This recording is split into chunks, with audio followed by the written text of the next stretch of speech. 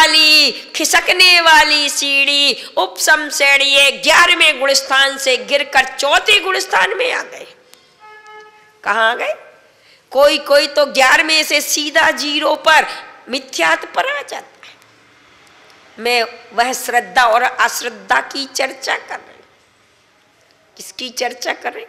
श्रद्धा और अश्रद्धा की, कि 11वें गुणस्थान पर चढ़ गए और उतर करके 4थे गुणस्थान पर आए। कोई कोई तो पहले गुणस्थान में भी आ जाता है एक छोटी सी अश्रद्धा से। किससे?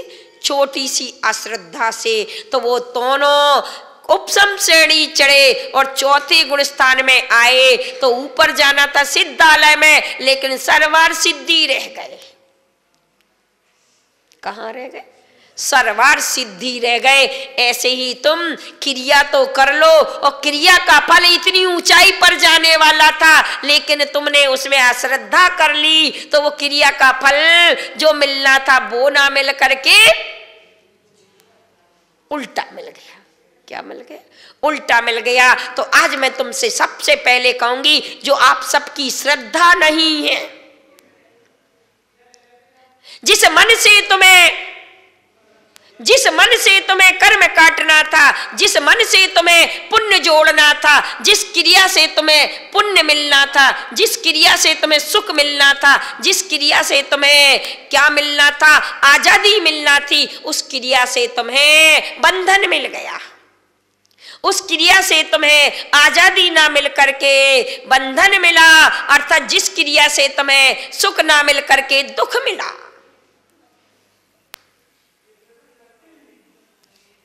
तो आज आपकी अश्रद्धा ही आपके लिए फल नहीं दे पा रही है।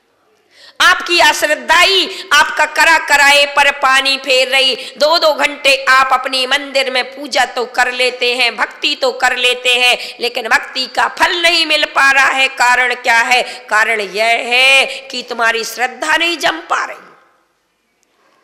वही अंजन चोर देखिए, निसंकित होकर के उसने एक बार भी नमोकार मंत्र शुद्ध नहीं पढ़ा और सीधा क्या कर लिया? सिद्धि कर ली। लेकिन हम तो 55 से 5 कितने ओनली 5 साल से जानने लगे। हाँ, आजकल तो दादी कह रही है कि 2.5 साल से बोलने लगे।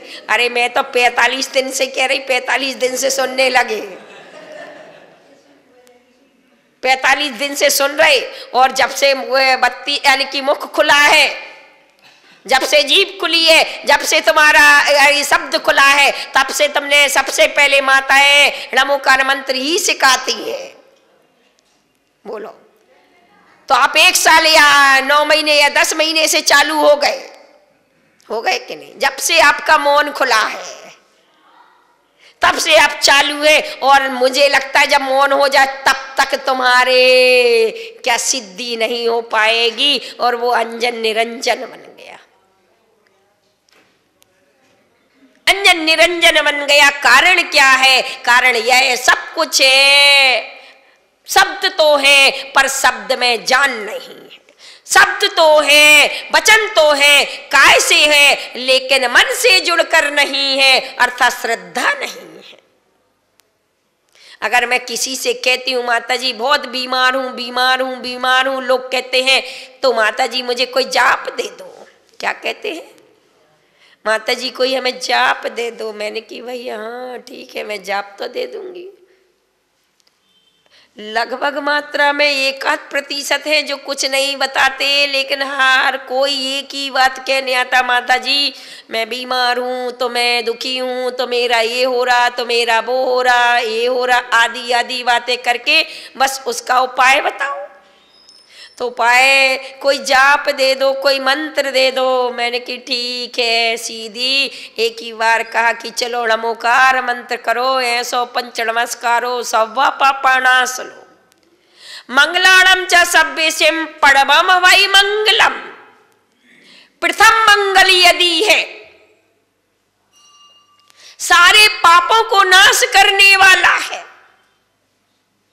तो ये कौन सा पहला मंत्र, अनादि निधन मूल मंत्र, जिसमें 84 लाख मंत्र समाये हैं, जिसके 35,000 देवता रक्षा करते हैं, जिसके एक रम शब्द में माइग्रेन जैसी बीमारियां दूर होती हैं, कैंसर जैसी बीमारियां दूर होती हैं। हर मंत्र में ओम, हर मंत्र में, हर प्रणव अक्षर में, पल्लव आदि में यदि ओम अकेला लगा दिया जाए, ये पंच परमेष्टि वाचक है, तो हर मंत्र की ताकत चौगनी हो जाती है। क्या हो जाती? आप अपने नाम के आगे ओम बस लगा लो। क्या कर दो? ओम अनिल जी, बस इतने में काम बन जाए। क्या हो जाए? इतने में काम। ओम लगाने मात्र से पंच परमेष्टि वाचक एक में अक्षर में इतनी ताकत, बस इतनी ताकत रखने वाला ये पंच परमेष्टि वाचक है, ये णमोकार मंत्र है। इस णमोकार मंत्र की यदि मैं कहूं कि माला फेरो, तो कहते हैं माता जी ये तो हम रोज फेरत। तो मैंने कहा भाई तू रोज फेरता है, इसको रोज जपता है, रोज मंत्रणा करता है, फिर भी इसमें से सार नहीं निकलता है। मुझे लगता है निस्सार है। क्या किसी भी दूध में घी नहीं? पूछूंगी। क्या किसी बीज में वृक्ष नहीं? क्या किसी बाल अवस्था में वृद्धपना नहीं? पूछना चाहूंगी, है ना? हर दूध में घी है कि नहीं? हर बीज में वृक्ष है कि नहीं? हर बालपने में वृद्धपना है कि नहीं? सार है कि नहीं? सार तो है, लेकिन सार निकालने का क्या कला नहीं है, अर्थ पता नहीं है। इसे कैसे निकाला जाता है? या फिर निकालना तो चाहते हैं पर निकालने का पुरुषार्थ नहीं करते हैं, आलसी प्रमादी बन जाते हैं। या फिर विश्वास नहीं है कि बस ये विश्वास है, इसमें तो कुछ नहीं है, हमने तो जपा है। यही सोचते ना? बोलो, हर महिलाओं से पूछूंगी, तुम सबसे पूछूंगी, तुम लोग सब रोज णमोकार मंत्र पढ़ते हो कि नहीं? कितने लोग पढ़ते? हाथ खड़े कर। णमोकार मंत्र सब पढ़ते। फिर उसको बार बार करोगे तो क्या होगा? वो घिसता कि नहीं होता? पत्थर घिस जाता कि नहीं? तो तुम भी कोई एक मंत्र को बार बार रगड़ोगे तो क्या उसमें से फल नहीं निकलेगा? निकलेगा। लेकिन यदि रस्सी को तुम ऊपर से करोगे तो क्या पत्थर पर लाइन पड़ेगी? नहीं पड़ेगी। अरे उसे जिस मजबूती के साथ रगड़ना चाहिए उस मजबूती से नहीं रगड़ते हो, इसलिए उस पर भी, पत्थर पर तो क्या कागज पर नहीं पड़ेगी? तुम पत्थर की बात करते हो, पड़ेगी। ऐसे ही तुम मंत्र को जो फेरते हो, जपते हो, उसकी जब मंत्रणा करते हो तो उसको दिल से जुड़ करके नहीं रगड़ते हो, इसलिए वो भावों ही भावों में कर्म बांधता रहता है। भाव तो कहीं और, मन तो कहीं और होता है, वचन चलता रहता है। नमो हरियंतरम, नमो सिद्धड़म, नमो आईरियणम चलता है। क्या होता है? मन घर में चला जाता है और वचन माला पे रहता है। माला फेरत जग गया न मन का फेर। आगे तुम बोलो क्या करते हो? बोलो अंजना जी। देखो कितना अच्छा सा बोल रहे। कर का मन का ढार दे, मन का फेर। अब बोलो तुम्हारा मन नहीं लगता है। जब मन नहीं लगेगा तो क्या फिर वचन का फल मिलेगा? अरे वचन तो माइक भी बोल देगा, वचन तो कोई भी बोल देगा, वचन से नहीं मिलना फल, फल तो मिलना है। इसलिए मैंने कहा भावों से ही अब लगाओ इसमें लाल बत्ती, ताकि रुक जाए मन और रुकते ही फल मिल जाए। अरे प्रार्थना तो ऐसा एटीएम कार्ड है कि एक बार इसमें श्रद्धा रूपी पासवर्ड मिले तो उसमें से धन दौलत जैसी चीजें मिल जाए।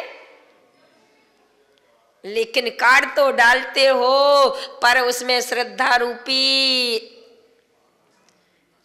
पासवर्ड नहीं डालते तो मिलता नहीं है, फिर वो बाहर ही निकल आता है। क्या हो जाता है? बाहर में। ऐसी तुम्हारा इतने दिन का मंत्र, जब तक अगर आपका मन स्थिर या श्रद्धा नहीं होगी, श्रद्धा पूर्वक करे तो एक पल में ही फल मिले।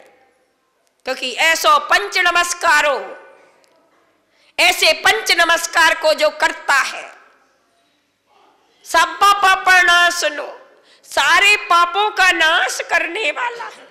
जितने भी तीर्थंकरों का पाप नाश हुआ है तो एकमात्र इस ऐसो पंच नमस्कार से हुआ है।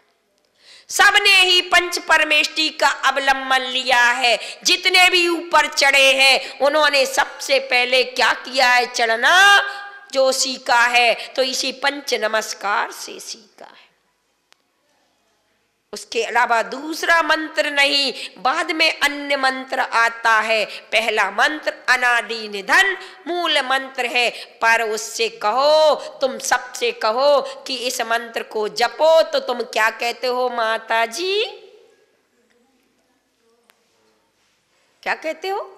माता जी हमें तो रोज रोज फेरते हैं, कुछ असर नहीं पड़ता है। तो पहले जपने की कला सीख लो। क्या कर लो? जपने की कला सीख लो। पहला कला है कि पहले श्रद्धा डालो। क्या करो? पहले श्रद्धा डालो और श्रद्धा के बाद 3 प्रकार से इस नमोकार मंत्र को या किसी भी मंत्र को 3 प्रकार से जपा जाता है। एक तो वाचनिक होता है, जो रोज रोज नमोकार मंत्र का तुम पाठ करते हो घरों में। ये वाचनिक है, जोर जोर से जो बोला जाता है, एक दूसरे को सुनाई पड़ता है, वो वाचनिक कहलाता है। और इसका फल कितना रह जाता है बिखर कर? ओनली 100%। कितना होता? 100%। और उसके बाद एक जो होता है वो उपांशु कहलाता है। उपांशु का मतलब है जो अपर नमोकार मंत्र जीव ओंठ आदि चलते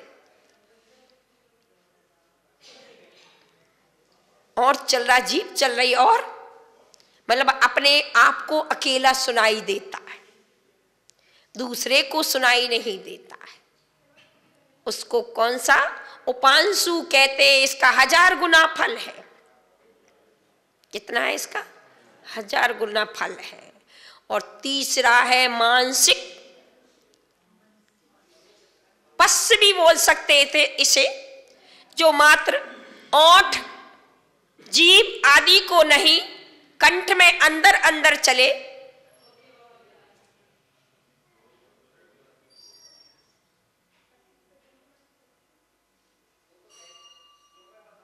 इसको मानसिक या पश्य जाप कहते हैं। इसका अरब खरब करोड़ से अधिक फल है। यदि अधिक से अधिक फल मिलता है तो मानसिक जाप से मिलता है। कौन से? मानसिक जाप से। अब जपने की कलाएं अलग अलग है। पहला अपने हाथ आधार है, हाथों से फेरे। तो हाथों में 5 उंगलियां दी गई। इन 5 उंगलियों का मैंने कल कहा था, अपना उल्टा हाथ नेगेटिव ऊर्जा को खींचता है और सीधा हाथ पॉजिटिव ऊर्जा को खींचता है। इसलिए सीधे हाथ को आधार लो, सीधे हाथ से जपो। अब आपका अंगुष्ठ से यदि ओनली जाप करोगे, किससे? अंगुष्ठ से, तो ये सीधा आपको मोक्ष देगा। अंगूष्ठ से नहीं बनेगा, साधु कर पाएंगे। और इस उंगली से करोगे तो ये शत्रुता देगी, क्या देगी? ये बैर बढ़ाएगी।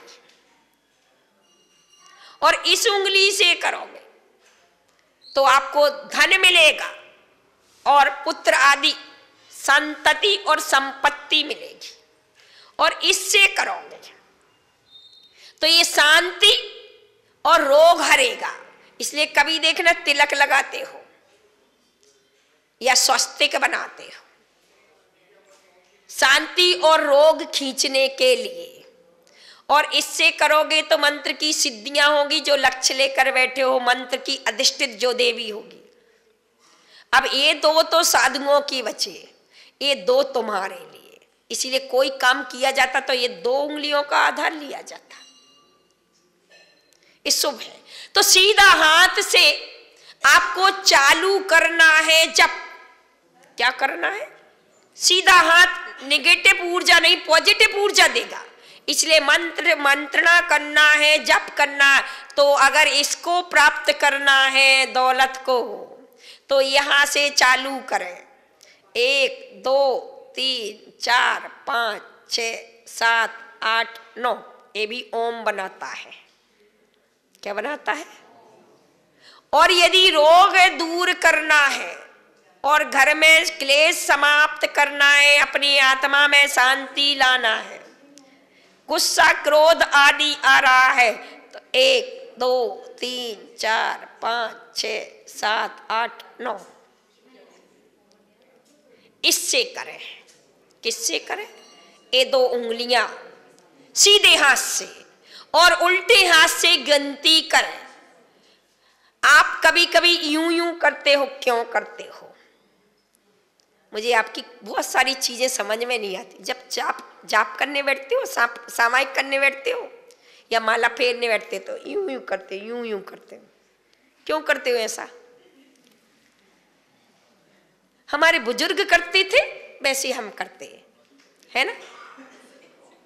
एक बार मुल्ला नसरुद्दीन रास्ता से निकला, बड़ी बड़ी दाढ़ी रख करके। तो कुछ लोगों ने पूछा, मुल्ला तू ये दाढ़ी क्यों रखता है? क्या पूछा? मुल्ला तू ये दाढ़ी क्यों रखता है? तो बोलता है मेरे बाप ने रखी थी इसलिए मैंने रखी।